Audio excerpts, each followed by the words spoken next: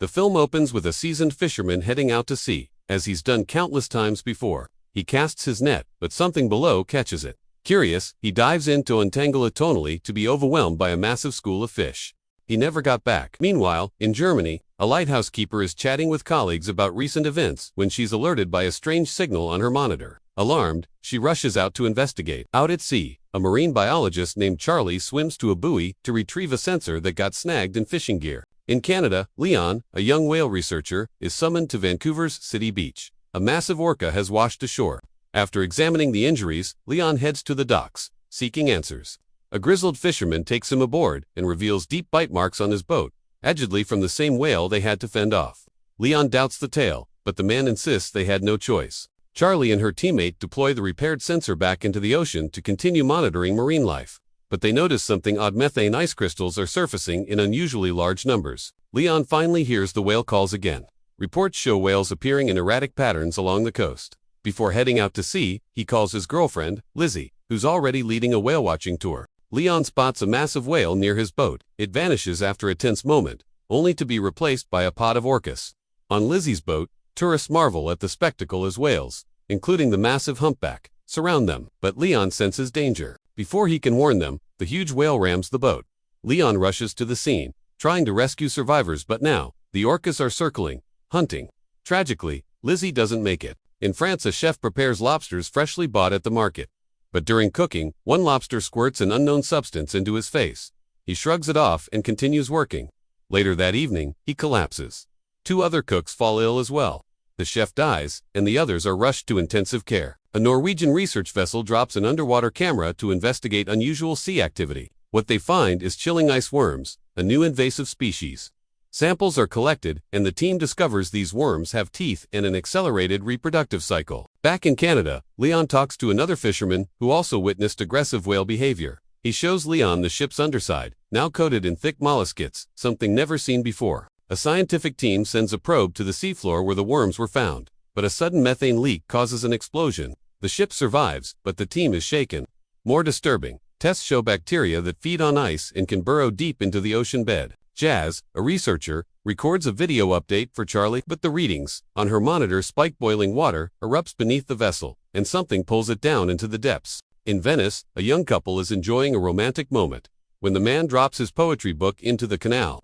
But they're soon distracted by a surreal sight: thousands of enormous jellyfish rising to the surface. Lab analysis of the infected chef reveals a terrifying discovery: a new strain of bacteria that consumes blood cells. It's confirmed that several restaurant visitors have died. Leon requests an autopsy on the dead orca, hoping to find links between the pollution, changing whale behavior, and the strange events. The body holds no obvious signs, except for one: a mysterious substance found in the whale's brain. Another infection case emerges: a young car wash worker. The pattern becomes clear. The bacteria from the restaurant has contaminated the water supply. Leon gets word of more whale attacks. He maps out the incidents and notices a disturbing pattern. Everything is happening along their migration route. To confirm his theory, Leon heads to a resting site for the whales. During a dive, something goes terribly wrong. Leon narrowly escapes a dangerous dive, but successfully attaches a tracking camera to one of the whales. Meanwhile, researcher Cigar learns that Japanese scientists have also encountered the strange worms but are keeping their findings secret. Footage from Leon's whale-mounted camera is sent to 2 independent labs for verification. The recordings show the whales plunging to the ocean's floor, where they encounter strange bioluminescent phenomena.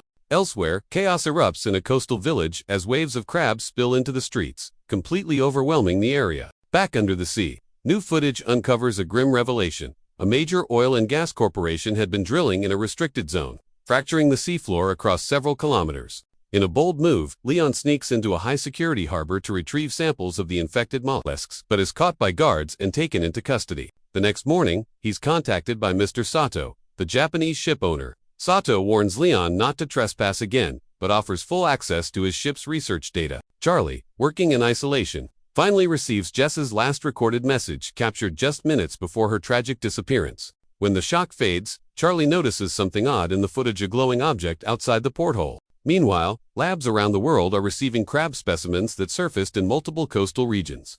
These creatures, too, are found to carry a substance that rapidly destroys red blood cells. Charlie replays the video obsessively, feeling something is still off. Then she catches a sound, one eerily similar to the deep-sea audio recording. She shares the audio with her team. But her supervisor Katerina dismisses it as ambient noise and instructs Charlie to shut down the station for the season. Later, after reflecting on Charlie's findings, Katerina registers she authorizes a test of the hypothesis and sends a team with a deep-sea probe to the island. Seeger delivers the device to Charlie, but just as he's about to leave, an emergency alert reaches him. An enormous tsunami is approaching. Realizing the magnitude of the threat, Seeger warns Charlie, and they both flee just in time. At an emergency conference, scientists present their shocking conclusion.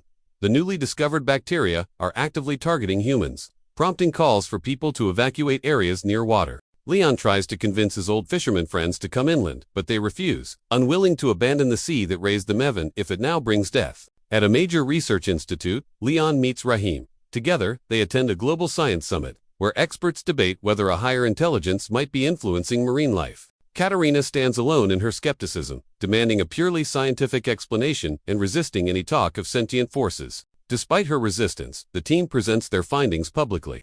They propose that the infected sea creatures are acting under a collective will and they name this unknown force. The theory is mocked by government officials, who insist on practical solutions and dismiss the idea of negotiating with the new intelligence. Astrophysicist Samantha Grove arrives with a breakthrough. She has detected the same mysterious sound from Antarctica matching Charlie's recordings, and suggests it might be a new form of communication. Influential Japanese investor Mifuno backs Seeger's mission and offers to fund an expedition to uncover the truth. Seeger assembles the crew and gives them 48 hours to prepare for a journey to Antarctica. Only those fully committed to the risks should come. The scientists return home briefly to say goodbye to their families, who beg them to stay. But everyone understands. This might be humanity's last chance to act. Their research pinpoints a remote valley in Antarctica, possibly home to this ancient intelligence for millions of years. The expedition is launched.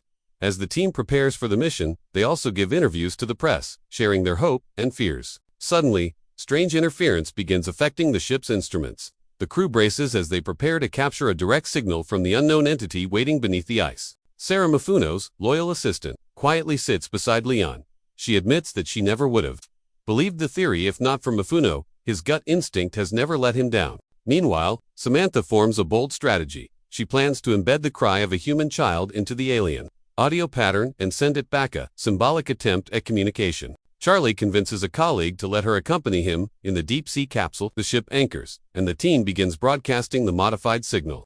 Charlie and her partner enter the submersible, preparing for descent as the rest of the crew waits anxiously. Soon, motion appears on the radar. A strange sound begins transmitting. Inside the capsule, the crew scrambles to alert the bridge. The fans are malfunctioning and oxygen is running low. But the connection is dead. Luther, the pilot, considers resurfacing, but Charlie spots movement and shuts off the lights, hoping for a clearer view. Up above, the crew also sees something approaching. Seeger orders the captain to recall the capsule, but contact has been lost. Luther decides not to take further risks and begins the ascent. The ship prepares the special bay for retrieval. Just as the capsule is brought aboard, Charlie sees a strange glow outside, but she keeps it to herself. Samantha announces that contact has been made. The alien signal was returned with the child's scream altered, a sign of understanding. Dr. Chase begins searching for a cure for the infected. Luther dismisses Charlie's claims as fantasy, insisting he saw nothing. Samantha continues working on decoding the mysterious signal to create a proper response. In the capsule chamber, the young journalist notices a shimmer in the pool. Suddenly, the ship loses power. When systems come back online, the captain sees the journalist's body slumped across a monitor. Dr. Chase rushes to help, spotting a strange fluid on the girl's lips similar to spinal fluid. Samantha informs the crew that during the surge, a low-frequency signal pulsed barely audible, but originating from inside the ship. Charlie hears all of this but can't bring herself to admit the truth. They brought the bacteria back on board. Leon visits Alicia, the injured journalist, now covered in strange patches. With Sarah's help, Chase takes a spinal sample. The lab confirms the same substance found in infected marine life is now in Alicia's spinal fluid. Chase believes the bacteria tried to merge with her cells. Charlie finally confesses. She saw the glowing life form enter the ship. Samantha records a new message for the alien intelligence, including Charlie's findings in the transmission. Charlie sneaks back to the chamber alone.